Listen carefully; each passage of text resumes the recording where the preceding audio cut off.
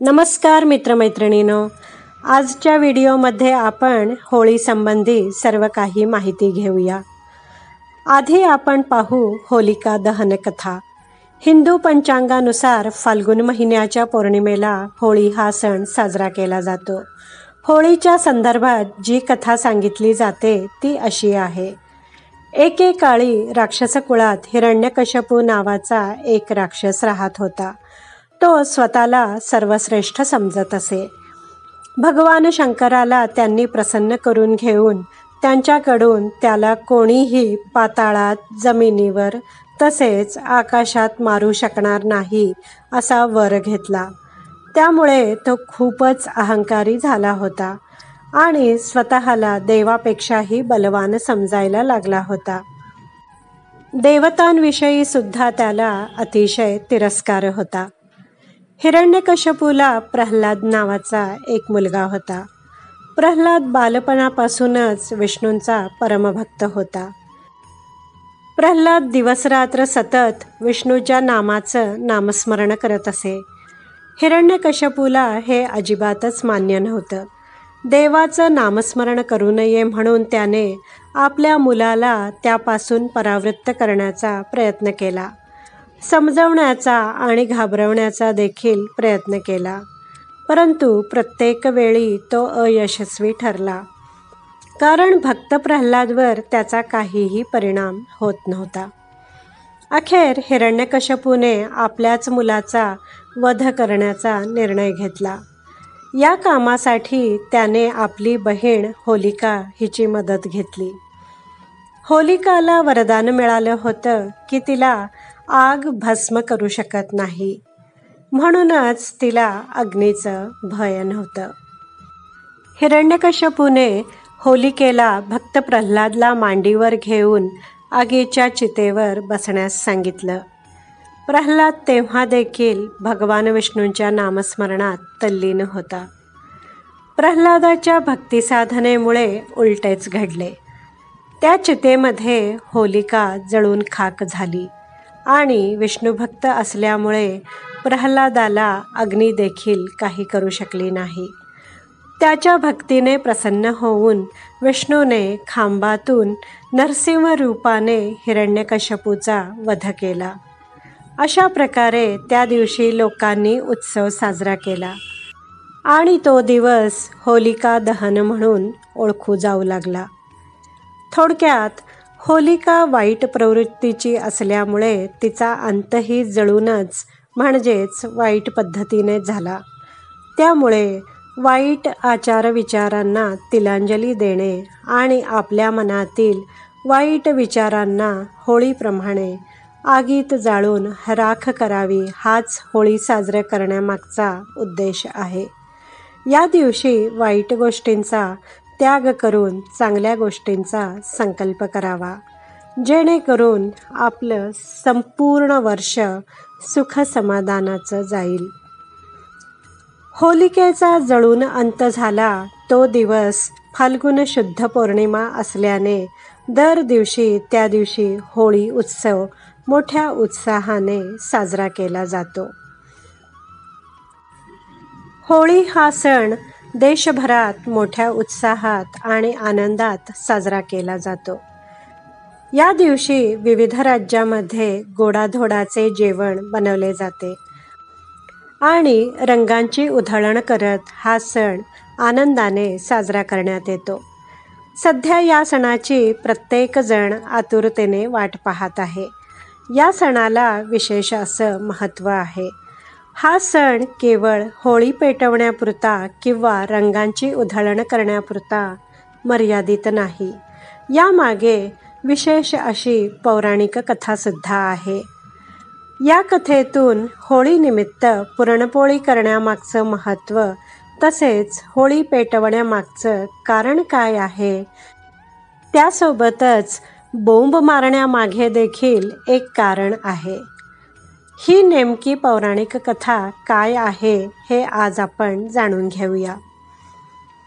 काय आहे होळीची पौराणिक कथा? या कथेनुसार ढुंढा नावाची एक राक्षसीण होती। ती अतिशय क्रूर आणि वाईट होती। ती लहान मुलांना ठार मारायची. तिच्या या क्रूर कृत्यामुळे सगळे लोक हैराण झाले होते. तिला अनेकदा लोकांनी शिव्या देखील दिल्या, तसेच तिचा पाठलाग देखील केला, परंतु ती कोणालाच कधीच दाद देत नसे. लोक तिच्या मागे बोंबा मारायचे, परंतु ती त्यांच्याकडे दुर्लक्ष करत असे. तिच्या या कृत्याला लोक अतिशय कंटाळले होते आणि त्यांनी एक दिवस सूर्यास्त समयी एकत्र येण्याचे ठरवले. त्यानुसार प्रत्येकाने आपल्या घरातून 5-5 गौऱ्या, 5-5 लाकडं आणली आणि ती गोल रचली. त्यानंतर ते सर्व काही पेटवून दिले. त्याचा प्रचंड विस्तव पेटला आणि त्याच्या ज्वाला भडकू लागल्या. त्यानंतर शेकडो लोक एकत्र आले आणि ढुंढा राक्षसीणीच्या नावाने बोंबा मारू लागले. तिला शिव्या देऊ लागले. हे दृश्य पाहून ढुंढा घाबरली. तिला भीती वाटली. लोक मला पकडून या अग्नीमध्ये टाकतील आणि मला मारून टाकतील असं ढुंढा राक्षसीणीला वाटलं आणि ती खूपच घाबरली आणि दूर पळून गेली. आणि लोकांनी सुटकेचा निश्वास सोडला. ज्या दिवशी ही राक्षसीण पळून गेली त्या दिवशी फाल्गुन पौर्णिमेचा दिवस होता. ज्यावेळी ती पळून गेली त्यावेळी घरातील सर्वच मंडळींना खूप खूप आनंद झाला आणि त्यांनी हा आनंद साजरा करण्याचा निर्णय घेतला. या दरम्यानच शेतातून नुकतेच नवीन गहू आले होते. त्याचे पीठ त्यांनी दळून ठेवले होते.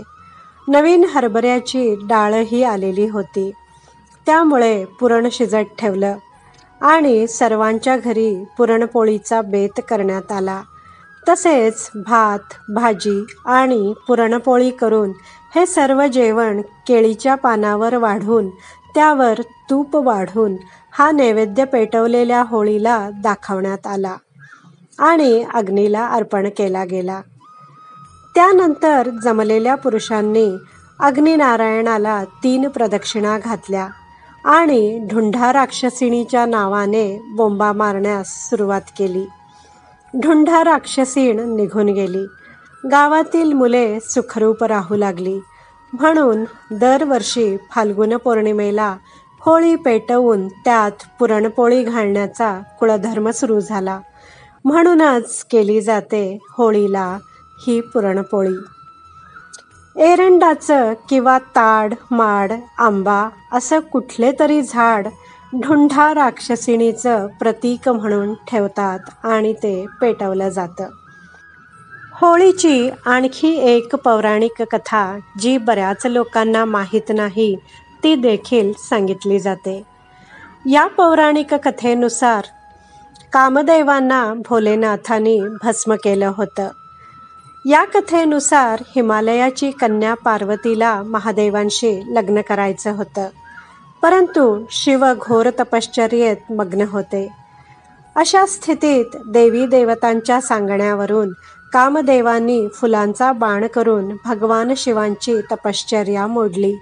त्यामुळे भगवान शंकराने क्रोधित होऊन आपला 3रा डोळा उघडला आणि त्यातून निघालेल्या अग्नीने कामदेवाला भस्मसात केले.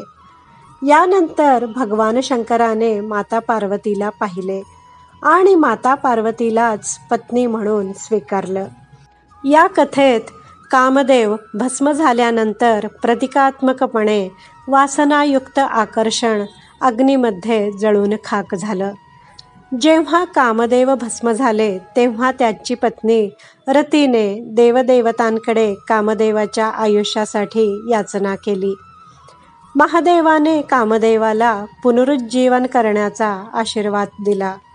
तो दिवस होळीचा होता. कामदेवांच्या पुनरुज्जीवनाच्या आनंदात सर्वत्र रंगोत्सव खेळण्यात आला होता. मित्रमैत्रिणींनो, तुम्हाला पावन अशा या होळी सणांच्या खूप खूप शुभेच्छा. मित्रमैत्रिणींनो, कसा वाटला तुम्हाला हा व्हिडिओ आवडला असल्यास लाईक करा, शेअर करा, कमेंट करा. माझ्या चॅनलला सबस्क्राईब करायला विसरू नका. व्हिडिओ पाहिल्याबद्दल धन्यवाद.